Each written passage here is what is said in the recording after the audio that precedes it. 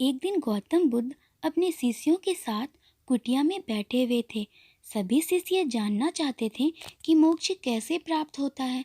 इसलिए शिष्यों ने महात्मा बुद्ध से निवेदन किया कि वह आज मोक्ष पर उपदेश दें। शिष्यों की बात मानकर बुद्ध ने एक कहानी सुनानी शुरू कर दी। यह कहानी है एक जल्लाद और एक भिक्षु की। अपने राज्य का मुख्य जल्लाद, जिसने बहुत से गुनहगारों को दंड दिया था, अब वह रिटायर हो गया था और राज्य से बाहर कुटिया में रहता था। उसे हमेशा लगता था कि उसने कितने लोगों की हत्या की। वह खुद को बहुत बड़ा पापी समझता था। ऐसे विचारों से वह सारा दिन परेशान रहता था। वह हर वक्त पश्चाताप के आग में जलता रहता था। एक दिन वह रोज की तरह इन्हीं ख्यालों में खोया हुआ खाना खाने के लिए थाली परोस रहा था। तभी उसे बाहर दरवाजे से किसी के आने की आवाज़ सुनाई। वह बाहर आया तो देखा कि वहाँ एक भिक्षु खड़ा था। भिक्षु के चेहरे को देख जल्लाद समझ गया कि भिक्षु बहुत लंबी साधना के बाद उठा है और भूख से व्याकुल है। जल्लाद के मन में ख्याल आया कि जीवन भर तो मैंने सिर्फ हत्याएं की है।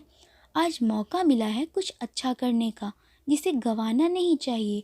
वह भिक्षु को बड़े सम्मान के साथ अंदर बुलाया और अपने खाने की थाली उसे दे दी। भिक्षु खाना खाकर बहुत प्रसन्न हुआ। भरपेट भोजन करने के बाद भिक्षु ने जल्लाद से बातचीत शुरू की। जल्लाद ने भिक्षु को अपनी जीवन की सारी कहानी सुनाई। वह बताया कि वह क्या काम करता था और उसने कितने लोगों को फांसी दी और वह कैसे सोचता है कि वह पापी है। जल्लाद की वेदना सुन भिक्षुक बहुत ही शांत स्वर में बोले, क्या तुम वे सारी हत्याएं अपनी मर्जी से की थी? जल्लाद ने कहा, नहीं, मैं तो बस अपने राजा की आज्ञा का पालन कर रहा था। मेरा कोई इरादा नहीं था उन्हें मृत्युदंड देने का। तब भिक्षुक बोले, फिर तुम अपराधी कैसे हुए?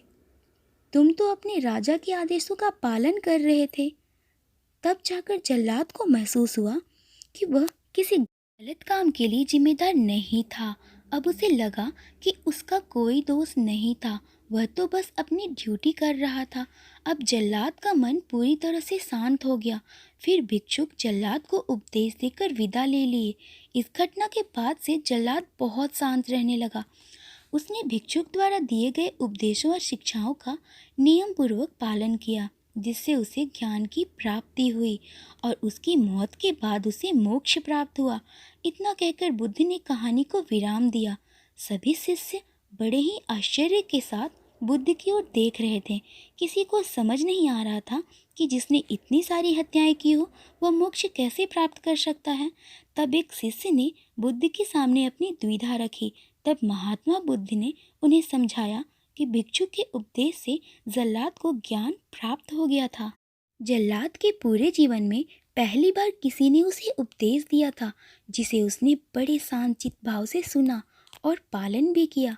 इसलिए मृत्यु के बाद उसे मोक्ष प्राप्त हुआ। बुद्ध अपने शिष्यों से बोले, बिना शांत मन के हजारों उपदेश बेकार है, किंतु शांत मन से उपदेश का एक शब्द भी आप सुन लो तो वह ज्ञान देता है और ज्ञान ही मोक्ष की प्राप्ति का पहला कदम है। दोस्तों, यह कहानी हमें सिखाती है कि हमें अपने कर्तव्यों का अच्छे से पालन करना चाहिए और साथ ही साथ शांत मन से ज्ञान को प्राप्त किया जा सकता है, अर्थात आत्मज्ञान ही मोक्ष का द्वार है।